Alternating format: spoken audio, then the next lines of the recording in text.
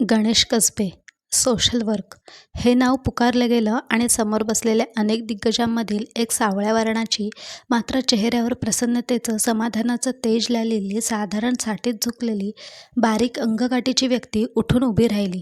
त्यांनी एक दीर्घ श्वास घेतला. शांतपणे, टाळ्यांच्या कडकडाटातच ते समोर आले. 7-8 पावलं समोर असलेल्या माननीय राष्ट्रपतींना किंचित वाकून नमस्कार केला आणि ते चालत माननीय राष्ट्रपतींच्या समोर आले. त्यांच्या देहबोलीतून प्रचंड आत्मविश्वास जाणवत होता. माननीय राष्ट्रपतींनी त्यांच्याशी हस्तांदोलन केलं आणि त्यांच्या कोटवर पद्मश्री पुरस्काराचं कांस्यचिन्ह लावलं. त्यानंतर राष्ट्रपतींनी त्यांच्या हातात प्रमाणपत्र दिलं. फोटो काढण्याचा सोपस्कार पार पडला आणि ते पद्मश्रीविभूषित श्री गणेश कसबे आपल्या जागेवर जाऊन बसले. पुढे पुरस्कारांचं वाटप होतच राहिलं, पण त्यांचं मन मात्र कित्येक वर्ष मागे जाऊन पोहोचलं होतं. आपसुकच, "ऐ गण्या, उठ. शाळेला नाही जायचं? चल निघ बिगीन." आईची, माझ्या मायेची हाक ऐकू आली नि मी पहाटेच्या साखर झोपेतून कुरकुरतच जागा झालो. डोळे चोळून किलकिले करत मी पाहिलं. माय भाकऱ्या बडवत होती. तिच्या हातातल्या 2-3 हिरव्या बांगड्यांची किणकिण आमच्या अगदीच लहानशा सारवलेल्या खोलीत घुमत होती. चुलीचंच काय तो उजेड, बाहेर पुरेसा उजाडलेलंही नव्हतं. मशेरीचा वास हळूहळू कमी होत होता. माझा बाप, ज्याला बा म्हणायचो, त्याला आणि मायला मशेरी लागायची दात घासायला. हो, तो बापच. त्याला कधीही मी अहोजाहो केलेलं आवडायचं नाही. कधी मजेत म्हटलं तर तोंड वाकडं करत बोलायचा, "लेका, तुझा बा मजूर आहे साधा, साहेब नाही." तेव्हा मी मनाशी गाठ बांधून ठेवायचो की मोठा साहेब होऊन बापाला चांगले दिवस दाखवणार. सकाळी मी उठल्याबरोबर तो मला, बघ बाल्या उठला," असं खुशीत म्हणून उचलून घ्यायचा आणि प्रेमाने माझा गालगुच्चा घ्यायचा. मला ते आवडायचं नाही म्हणून मी चुळबुळ करायचो. तसा तो मोठ्याने हसायला लागायचा आणि माझे हात त्याच्या गळ्याभोवती टाकत मला पोत्यासारखं पाठीला लटकवून घ्यायचा आणि गमतीने कांदे बटाटे बोलत बाहेर मला अंघोळीला घेऊन जायचा. हे असं बोललेलं मात्र मला खूप आवडायचं नि मी हसायला लागायचो. मला आठवतं, हा रोजचा मला उठवायचा. सोहळा चालू असताना न थांबता भाकरी बडवणाऱ्या आईच्या हातातल्या बांगड्यांची किणकिण तेवढा वेळ मात्र थांबायची. ती माऊली आम्हा बापलेकाच्या प्रेमाकडे डोळे भरून बघत असावी. मी होतो तेव्हा फक्त 8 वर्षाचा, इयत्ता 3रीत. आज मात्र बा उठवायला आला नाही. मी इकडे तिकडे पाहिलं. बा खोलीत नव्हताच. मी उठून बसलो आणि मायला विचारलं, "माय, बा कुठं आहे?" माझी नजर चुकवत म्हणाली, "पोरा, आजपासनं जहादाचं काम मिळालं आहे त्यासनी, पण पार गावच्या येशीपाशीच आहे. मगून बिगीन गेल्या तिथे आज. तुझ्या मास्तराला सांग दुपारच्याला पैसे देतो म्हणून."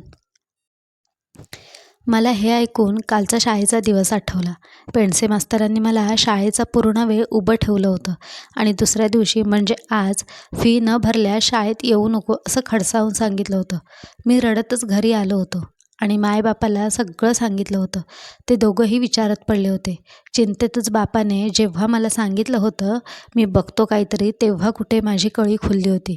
मी नंतर बाहेर खेळायला गेलो होतो. तेव्हाच या दोघांनी पैशाबाबत काही ठरवलं असावं, कारण मला माझ्यासमोर ते काही बोलल्याचं आठवत नाही. माझा बाप शेतमजुरीसाठी नाही तर गावच्या दामू गवंड्याच्या हाताखाली काम करायला जायचा. कधीकधी हाताला पडेल ती कामं करायचा. ही कामं गोठा साफ करण्यापासून घर साकारण्यापर्यंतची असायची. मायही मोलमजुरी करायची. पण काही महिन्यांपूर्वी बापाचं आणि दामूकाकाचं बहुतेक मजुरीच्या पैशावरून भांडण झालं. चूक तर दामूकाकाचीच होती.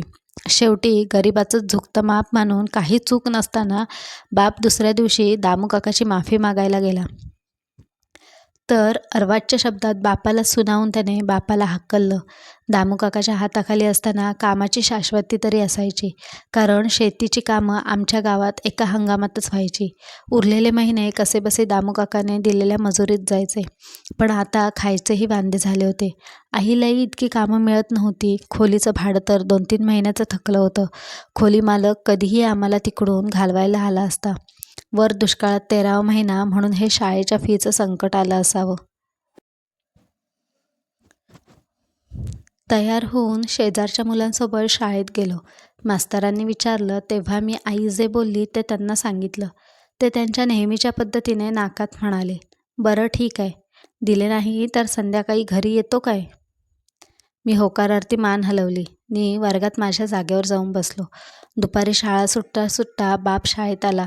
घामाने चिंब भिजलेल्या, अंगावरच्या कपड्यांना माती लागलेली, दमलेला असा. माझ्याकडे बघून बाप कणकूस हसला.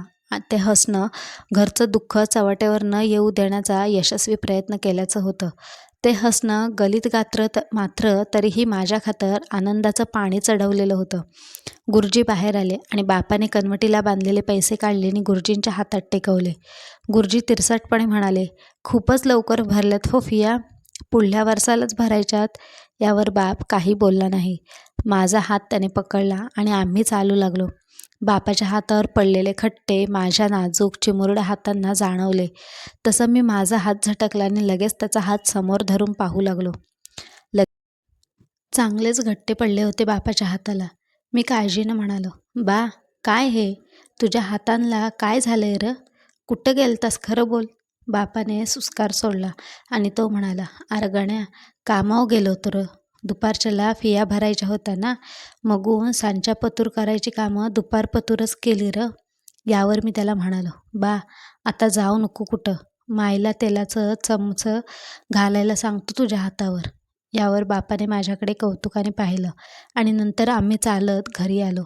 पण मला का कोण जाणे, बाप खोटं बोलतोय असं माझ्या मनाला कुठेतरी वाटलं. संध्याकाळी मित्रांसोबत खेळायला गेलो तर गावात कसली तरी गडबड वाटत होती. कोणाला तरी आपापसात बोलताना ऐकलं की गावातल्या एका बऱ्यापैकी पैसेवाल्या बेवड्या माणसाच्या घरात किऱ्या काकाच्या घरात चोरी झाली होती. त्यांच्या घरातला काही ऐवज लंपास झाला होता. त्यांचे वडील सावकार होते. बापजात्यांनी कमवलेले पैसे दारूपायी जाळत एकटेच राहायचे. दिवस रात्र घरामध्ये नशेत पडून असायचे. चोरी बहुधा आतल्या दिवशी रात्री झाली असावी. भरपूर दारू ढोसलेल्या किऱ्या काकाला जेव्हा दुपारच्या सुमारास शुद्ध आली तेव्हा म्हणे त्याला चोरी झाल्याचं कळलं. त्याने पोलिसात कळवलं होतं. त्याने बराच तमाशा केला होता गावात. वर एक श्रीमंत म्हणून त्याचा गावात दबदबा होताच. त्यानंतर मी घरी आलो तेव्हा संध्याकाळी घरात शिरताना मायला हे सहज सांगितलं. तेव्हा मायचा आणि बापाचा चेहरा मला किंचित चरकल्यासारखा वाटला. हे दोघं किंचित घाबरल्यासारखे दिसत होते. पण हे कळण्याचं, त्यांना काही विचारण्याचं माझं वय नव्हतं. मी नंतर चुलीपाशी अभ्यास करत बसलो आणि हे विसरूनही गेलो. सकाळी जाग आली ती मायच्या हंबरडा फोडण्यानेच. बापाला पोलीस शिवीगाळ करत पकडून नेत होते, फटकारून काढत होते आणि माय त्यांना हात जोडून पायाशी लोळण घेऊन बापाला न नेण्याबद्दल विनवत होती. आजूबाजूला बरीच गर्दी जमली होती. पोलिसांच्या काठ्यांचे तडाखे प्रसंगी मायलाही पडत होते. पण ती बिचारी कसोशीनं बापाला वाचवण्याचा प्रयत्न करत होती. बापही त्यांना विनवत होता. पण पोलीस शेवटी बापाला घेऊन गेलेच. बापाला किऱ्या काका घरच्या चोरीत दोषी ठरवण्यात आलं होतं. त्याला 6 महिन्यांची कोठडी सुनावण्यात आली होती. खरं सांगतो, त्या दिवशी मला पहिल्यांदाच बापाचा तिरस्कार वाटला होता. ते 6 महिने आम्ही कसेबसे काढले. खोली मालकाने तर असले चोर नकोत आम्हाला खोलीत म्हणून दुसऱ्या दिवशीच आम्हाला हाकललं होतं. आम्ही रस्त्यावर आलो होतो. खोली मालकाने तर खोलीतलं आमचं सामानही आम्ही भाडं न भरल्याने त्याच्याकडेच ठेवून घेतलं होतं. मी आणि माय रात्री गावाच्या पारापाशी झोपायचो. सारं गाव किऱ्या काकाच्या बाजूचं. पूर्ण गाव आमचा तिरस्कार करायचं. त्यामुळं मायला एकही काम मिळायचं नाही. अक्षरशः भीक मागून दिवस काढले आम्ही. आमचे कोणी गावात नातेवाईकही नव्हते.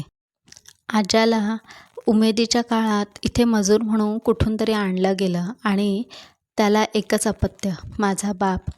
आजा आजी मी गुडघ्या एवढा असतानाच वारलेले आणि आईच्या गावाला जावं तर ते पंचक्रोशी बाहेरचं. जिथे जाण्यासाठीच्या बैलगाड्या आम्हाला कोणी घेणार तर नव्हतंच, पण माझी माय स्वाभिमानी होती. हेही तिथे न जाण्याचं एक कारण होतं. वरवर माझ्या समाधानासाठी खंबीर असल्याचं दाखवणारी माय मी रात्री झोपेत असताना तोंडाला पदर लावून अश्रू ढाळायची. तिच्या उभ्या आयुष्यात तिने इतके लाचारीचे दिवस कधीच बघितले नसावेत. दरम्यान माझी शाळाही सुटली होती. शाळेत सर्व मला चोराचा पोरगा म्हणून हिणवायचीत. मी त्यांच्या वस्तू चोरीन या शंकेने मला त्यांच्या आसपासही फिरकू द्यायचे नाहीत. मास्तरही पदोपदी बापाच्या गुन्ह्याचा उल्लेख करायचे. मी या सगळ्याला कंटाळलो होतो. पदोपदी होणारी अवहेलना नको वाटत होती. आणि एक दिवस मास्तरांनी मला सांगितलं की यापुढे शाळेत येऊ नकोस. मायला मी हे ऐकवलं तेव्हा यावर तीही काही बोलली नाही. लाचार हसली फक्त. शाळेची वाट धुसर झाली होती. कधीकधी शाळा, खेळ, मिळालेली शाबासकी हे सारं आठवून डोळे पाणवायचे. कधीकधी एकटाच नदीच्या तीराजवळ आडबाजूला जाऊन खूप वेळा बसायचो. पाठ उन्हाने तापायची, पण पर्वा नसायची. काठीने वाळू शब्द अक्षरं खरडवायचो, नदीच्या पाण्याने ती अगदी पुसून जाईपर्यंत. त्यांच्या वाटेकडे एकटक बघत राहायचो. पण का कोण जाणे, ही वाळूतली अक्षरं पुसली जातानाचे दृश्य बघताना मला माझ्या भाळावरच्या उज्ज्वल नशिबाच्या रेषा पुसून जात आहेत असा भास व्हायचा. मग मी नदीच्या लाटा अडवायला धावायचो. एक व्यर्थ प्रयत्न. ही अक्षरं पुसून जाताना कधीकधी भडबडूनही यायचं उगीचच. मात्र अक्षरांच्या जागी कोरी सपाट वाळू पाहून फार रितरित वाटायचं हे खरं. मग विषण्ण मनाने घरी परतायचो. कसेबसे अंगावर धावून येणारे ते 6 महिने उलटले. बाप सुटला. तो खंगला होता. त्याच्या दाढीमिशा वाढल्या होत्या. कीव वाटली मला त्याची. आता पुढे काय हा प्रश्न अजस्त्र पशुसारखा समोर उभा ठाकला होता. बापामध्ये त्या जेलातल्या लोकांसोबत राहून सूक्ष्म बदलही झाले होते. आल्यावर त्याने आम्हाला आम्ही कसे दिवस काढले याबाबत साधं विचारलंही नव्हतं. संयमी असणारा माझा बाप हल्ली कोणत्याही गोष्टीवर पटकन चिडायला लागला होता. आम्ही बापाला काही सांगणं म्हणजे त्याला ते आमचं उर्मटपणे तोंड वर करून बोलणं वाटू लागलं होतं. शब्दावर शब्द तो हात उघरायला पण लागला होता. बापाची प्रथमच भीती वाटू लागली होती. मायही चकित झाली होती. तिने बापाच्या हातचा मारही खाल्ला होता. आणि किऱ्या काका तर आमच्या जीवावर उठला होता. त्याचा मुद्देमाल न सापडल्याने तो धुमसत होता. त्याने जागोजागी माणसं पेरून आम्हाला वाळीतच टाकलं होतं. मग घाईतच आमची मतं जाणून न घेता बापाचं ठरलं. शेकडोंची पोशिंदी मुंबईमाता आपल्याला पदरात सामावून घेतली. मुंबईपुरीत तर आम्ही आलो. कसे आलो ते त्या एका देवालाच माहीत. बापाच्या जेलातल्या एका माणसाच्या ओळखीने आम्ही अवैध मालाची वाहतूक करणाऱ्या गाडीमधून मुंबई जवळ केली. सगळीकडे मिठ्ठ काळोख झाल्यावर आम्ही बसलो गाडीत. गाडी ही गावाच्या पार सीमेजवळ पकडायची होती. जवळ सामान तर काही नव्हतं. ही गाडी थेट मुंबईला जाणार होती. पूर्ण प्रवासभर तसे आम्ही शांत होतो. मी मात्र आनंदलो होतो. वेगळ्याच विचारत होतो. याचं कारण वेगळंच होतं. बाप मला गाडीत चढवता म्हणाला होता, गण्या, पैकं यायला लागलं की तुला तिकडं साळत घालणार बघ. मी पूर्ण प्रवासभर नव्या शाळेचाच विचार करत होतो. मुंबईतली नवी शाळा, नवीन वह्या, नवीन पुस्तकं, नवा गणवेश, नवीन मित्र, नवे समजूतदार शिक्षक अशी स्वप्नरंजन करता करता मला डोळा कधी लागला कळलंच नाही. मला झोप लागली आणि स्वप्न पडलं की मी आमच्या गावच्याच नदीकिनारी माझ्या नेहमीच्या जागेवर बसलो आहे. यावेळी मात्र मी खुश आहे, कारण माझ्या अंगावर नवा गणवेश आहे. खांद्याला नवी कोरी वह्या पुस्तकं असलेली झोळी लटकवली आहे. मी झोळीतून पेन्सिल काढतो आणि तिने वाळूत शब्द काढायला लागतो. ग ण न ला ला मात्रा णे श गणेश. माझं नाव लिहून मी आनंदी होतो. परत पेन्सिल सरसावतो. श श ला काना शाळ, ला मात्रळे ल, ल ला काना ला, हा शाळेला. आता ज ज ला काना जा, त त ला काना आणि मात्रा तो. गणेश शाळेला जातो. मनासारखं वाक्य लिहिल्याने मी खुश होतो. मी या वाक्याकडे डोळे भरून पाहत असतो. इतक्यात एक मोठी लाट येते आणि हे वाक्य पुसलं जाण्याच्या भीतीने मी उभा राहतो. बरोबर लाटेच्या समोर अक्षर पाठीशी घालून. जणू माझ्यानी लाटेतलाच लढा. ती लाट मला धडकते, चिंब भिजवून टाकते, मला जोराने ढकलते. लाटेच्या आवेगात क्षणभर मला श्वास घेणंही कठीण होतं. जीव गुदमरतो, नाकातोंडात पाणी जातं. पण मी हटत नाही. काही वेळात लाट ओसरते. मी मागे वळून पाहतो ने काय आश्चर्य! वाळूत गणेश शाळेला जातो ही अक्षरं लकाकत असतात. एका खड्ड्यात गाडी आपटली आणि माझी झोपमोड झाली. माझं पण स्वप्नातली अक्षरं वाचल्याची खुशी माझ्या लहानशा निरागस चेहऱ्यावर होती. मी भावनेच्या भरात मायेला हे स्वप्न सांगितलं. ती माझ्याकडे कौतुकाने हसली.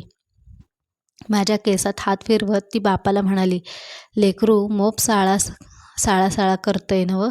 तुम्हासनी सांगते, एक दिन हा मोठा साहेब होणार बघा."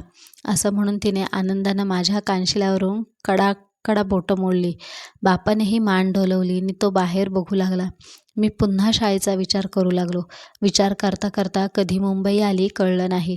रात्रभर प्रवास करून सकाळी 9च्या सुमारास आम्ही अनेक स्वप्न उराशी बाळगून मुंबई जवळ केली. ते म्हणतात ना, जसे तुम्ही मुंबईला जवळ कराल तशी ती तुम्हाला जवळ करत जाईल. कधी गोंजारून तर कधी धक्के खात. तुम्हाला मुंबईच मुंबई शिकवेल. तिच्या रीतीभाती सवयी तुमच्या अंगवळणीत तीच पाडेल. रोटीचा मार्ग शिकवेल, मग तो कसाही असो. पण तुम्हाला उपाशी पोटी निराश परत कधीही पाठवणार नाही. मुंबईत सामावून घेण्यासाठी अट एकच, तुम्ही बस हातपाय हलवले पाहिजे. मग ती तुम्हाला बुडू मात्र नक्की देणार नाही. मुंबईचा पसारा पाहून आम्ही पहिल्यांदा गांगरून गेलो. काय त्या सुबक दगडी इमारती, झाकपाक कपडे केलेली माणसं, आयुष्यात कधी न पाहिलेल्या मोटारी, स्वच्छ रस्ते, मध्येच आढळून येणारी पराकोटीची गलिच्छता, मोठाली दुकानं, समुद्रकिनारे आणि माझं सर्वात मोठं आकर्षण रेलगाडी. पहिल्यांदाच आलो होतो इथे. एकदम वेगळा परिसर, वेगळी माणसं पाहून बुजलो मी. रेलगाडीचा पहिला प्रवास अर्थात धक्के खात असला तरी माझ्यासाठी तो एक सुखमय स्वप्नासारखा होता. पुढे कित्येक दिवस मला मी रेल्वेत बसल्याचं स्वप्न पडत होतं. तर बापाने आम्हाला एक गलिच्छ झोपडीत नेलं. सगळीकडे उकिरड्यासारखा घाण वास सुटलेला, चिखल, माशा, सडलेल्या वस्तूंनी ती जागा व्यापली होती. मला पाहूनच ओकारी येत होती. तिथे कोणीतरी बापाच्या ओळखीचे राहत होते. त्यांनी एक बंद मोडलेली झोपडी आम्हाला दिली. त्या बदल्यात बापाने त्यांना थोडे पैसे ठराविक वेळेने द्यायचे होते. तर त्या झोपडीची आम्ही डागडुजी केली. आतली उंदरघुशीची बिळं बुजवली, घाण साफ केली आणि तिथं राहू लागलो. वस्तीतली बहुतेक माणसं चोऱ्या करणारी, बेवडी, भंगार गोळा करणारी होती. काही दिवस बापाने कुठून तरी आणलेल्या पैशावर काढले, पण आता मात्र पोटासाठी काम शोधणं भाग होतं. माझी माय मुळात कष्टकरी. ओळख वाढवून ती भंगार गोळा करणाऱ्या बायकांना जायला लागली. तिने तुटपुंजे का होईना पण घरात नियमित पैसे आणायचा मार्ग शोधला होता. पण बाप तो मुंबईरूपी सागरात हातपाय हलवायला तयारच नव्हता. अशाने मुंबई तर त्याला गिळणारच ना.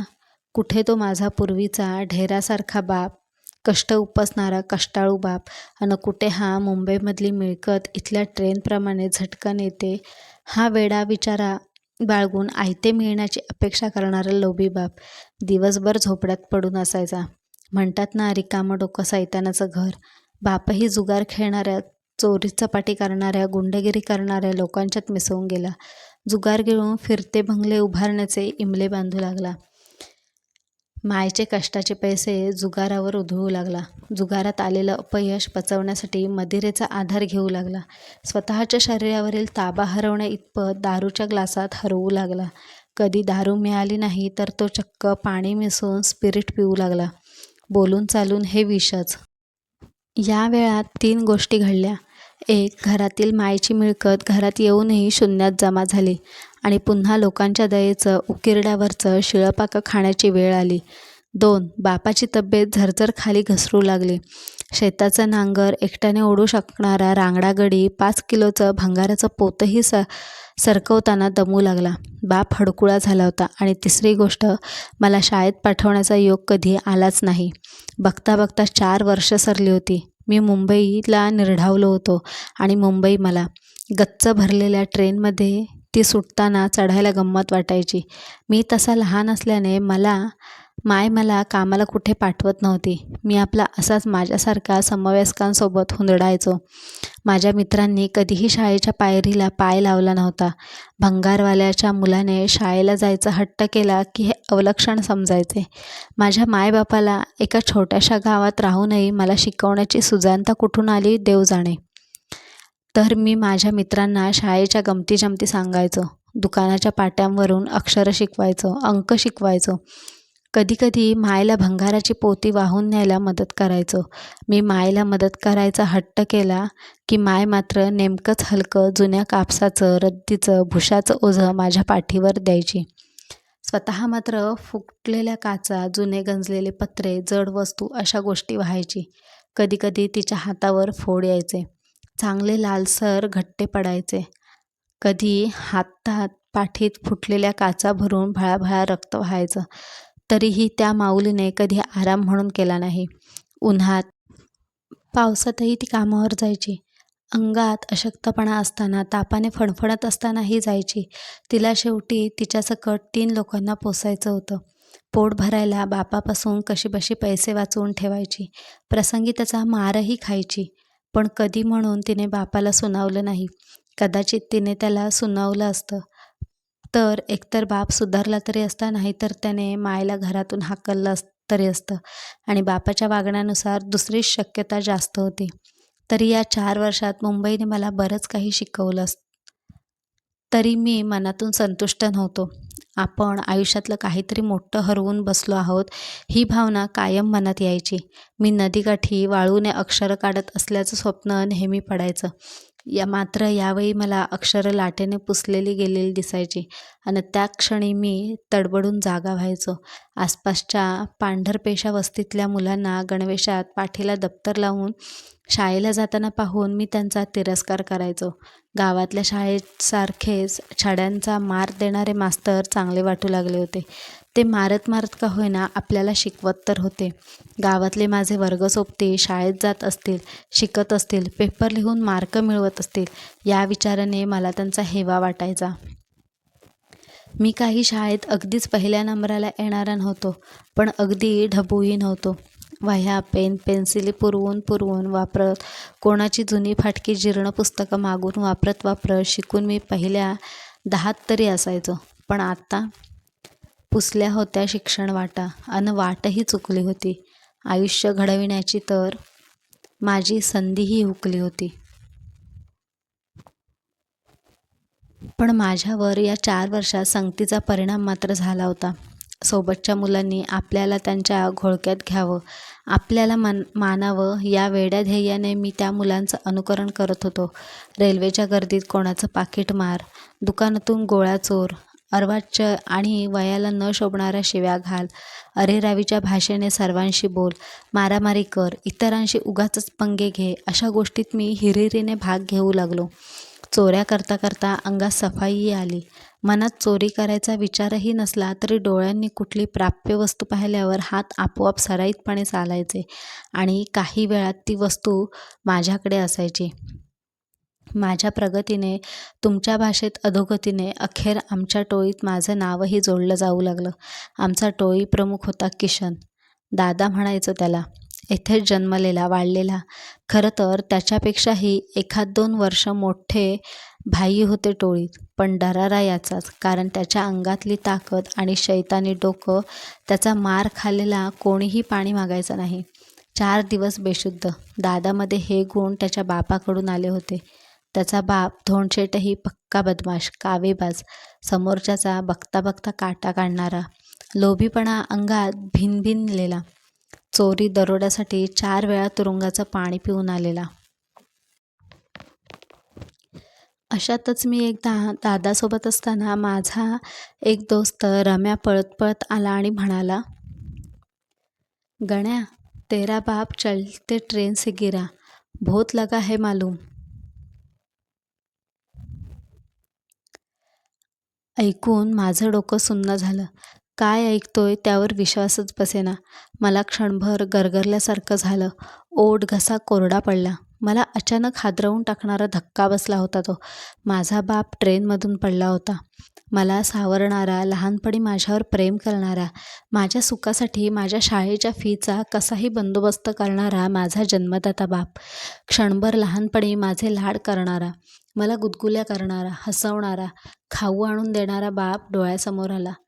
टचकन डोळ्यात पाणी आलं. बापाची खूपच काळजी वाटू लागली होती. जीवाची घालमेल होत होती. क्षणाक्षणाला हृदयाची घर पडत होती. भलत्या सलत्या विचारांचं जळमळ डोक्यात घर करत होतं. नाही, नाही, नाही त्या शंका येत होत्या. बापाला कधी पाहतोय असं झालं होतं. कारण आत्ता जरी कसाही वागत असला तरी तो माझा बाप होता. मी जमेल तसा बापाला ज्या दवाखान्यात उपचारांसाठी नेलं होतं तिकडे पोहोचलो. मी पाहिलं, मायाही तिकडे होती. तिला कळल्या-कळल्या ती धावत आली असावी. ती डोळ्याला पदर लावून आसवा गाळत होती. मध्येच काहीतरी असंबद्ध बडबडत होती. बापाला खाटेवर झोपवलं होतं. बेशुद्ध होता तो. अंगावर ठिकठिकाणी जखमा झाल्या होत्या. डोक्याला बराच मार बसला होता. हाडंही मोडलं होतं. बरचसं रक्त वाहून गेलं होतं. हाताला, चेहऱ्याला बरीच सूज आली होती. नंतर डॉक्टरांनी जे सांगितले ते तर अजूनच धक्कादायक होतं. बापाला वाचवायचं असेल तर बराच पैसा ओतावा लागणार होता आणि आम्ही तर तेव्हा 4 पैशालाही महाग होतो. बापाच्या उपचारासाठी बराच पैसा खर्च केल्याशिवाय तो वाचणार नाही हे आम्हाला कळून चुकलं होतं. माय तर वेडीपिशी झाली होती. तिच्याकडे, तिच्या अवस्थेकडे पाहवतही नव्हतं. काही कमवत नसला तर तिच्या मते तिच्यासाठी तो आधार होता. आणि आणि मी पूर्णपणे स्तब्ध झालो होतो. काही सुचणं, कोणी काही बोललेलं समजणं या पलीकडची अवस्था होती माझी. खूपच अनपेक्षित असा जीवघेणा धक्का होता हा माझ्यासाठी. तर्र अवस्थेतही एवढ्यांदा रेल्वेने प्रवास करणारा माझा बाप असा कसा अपघात होऊ शकतो त्याचा? आता कालपर्यंत बरा होता माझा बाप. काल तर इतक्या दिवसानंतर, जवळजवळ 2 वर्षानंतर तो माझ्या पाठीवरून प्रेमाने हात फिरवत, "पोरा, तुला साळत नाही घालू शकलो. घालणार बघ. तुला मोठा साहेब झालेला बघायची इच्छा आहे माझी. पण पोरा, कधी दारूला हात लावू नको बघ. लई वाईट असते," असं म्हणलेला तो. मला भरून आलेलं. मीही त्याच्याकडून त्याने दारू कमी करण्याचा शब्द घेतला होता. आणि आज बापाला पाहावं तर असं, मृत्यूच्या दाढेत सापडलेल्या अवस्थेत. आज तर त्यानेही दारू घेतली नव्हती. तरीही त्या राक्षसी गर्दीत उभं राहण्यासाठी नेमकी कडेचीच जागा मिळावी आणि रेल्वेनं वेग घेतला असताना तो खाली फेकला जावा. आणि नेमका तेव्हाच जेव्हा बाप पहिल्यांदा दारूच्या गुत्त्यावर न जाता रस्त्याचं काम चाललेल्या कंत्राटदाराकडे कामासाठी जात होता. काय अजब दैव हे! बापच बोलला होता आदल्या दिवशी की तो दुसऱ्या दिवशी काम बघणार आहे. बाप रुळावर आला हे पाहून किती आनंदलो होतो मी आणि माय. आणि हे असं जीवघेणं विरजण पडावं आमच्या आनंदावर. माझा बाप, मरणाच्या दारात उभा असलेला बाप.